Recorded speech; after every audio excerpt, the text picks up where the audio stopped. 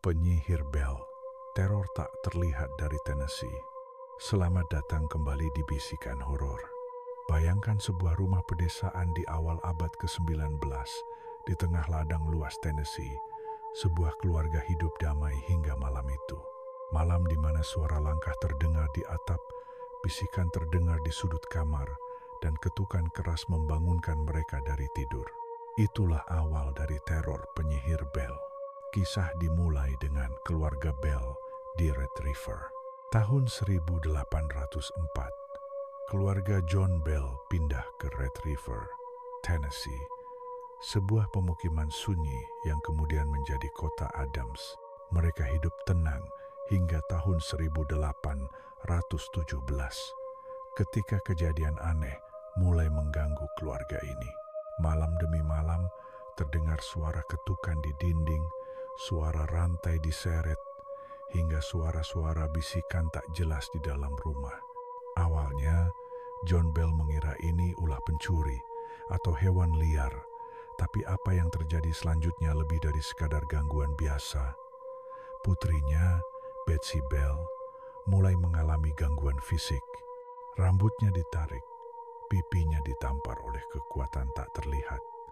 Setiap malam ia menjerit, sementara ayah dan ibunya tak bisa berbuat apa-apa selain menyaksikan. Satu hal yang membuat cerita ini berbeda adalah makhluk ini bisa bicara. Suara wanita tua mulai terdengar di rumah itu. Ia mengaku sebagai Kate dan mengklaim bahwa ia datang untuk menghukum John Bell karena perbuatan buruk di masa lalu. Kate tidak hanya berbicara, ia bernyanyi, mengutip ayat Alkitab, dan bahkan bisa menjawab pertanyaan yang tak diketahui orang luar. Orang-orang mulai berdatangan untuk menyaksikan fenomena ini, termasuk Jenderal Andrew Jackson yang kelak menjadi Presiden Amerika Serikat. Saat Jackson mendekati rumah Bell, kereta kudanya tiba-tiba berhenti tak bisa bergerak meskipun kuda-kuda itu berusaha keras. Lalu terdengar suara wanita yang berkata, "Kalian bisa pergi, Jenderal Jackson. Aku sudah menunggumu." Malam itu, Jackson dan rombongannya lari ketakutan. Setelah bertahun-tahun diteror, John Bell jatuh sakit. Pada tahun 1820, ia ditemukan tidak sadarkan diri dengan botol misterius berisi cairan hitam di dekat tempat tidurnya. Kate Siroh mengaku dengan bangga, "Aku yang memberinya racun itu." Setelah kematiannya, Kate tertawa puas, dan untuk sementara ia menghilang. Sebelum lenyap, Kate mengatakan bahwa ia akan kembali dalam 107 tahun.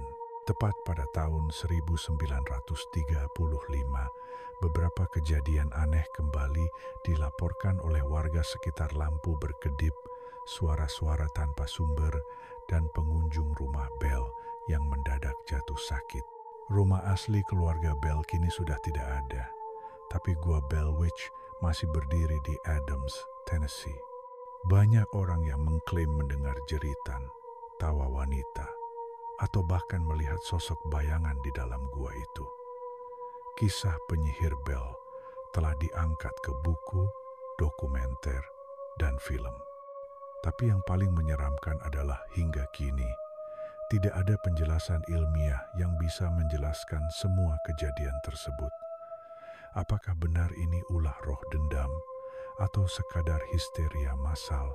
Satu hal yang pasti, jangan pernah memanggilnya dengan nada menantang karena dia mungkin masih mendengarkan. Terima kasih telah menyimak Bisikan Horor. Sampai jumpa di kisah berikutnya. Dan ingat, kegelapan tidak selalu kosong. Kadang ia hanya menunggu untuk menyapamu. Suka sama ceritanya?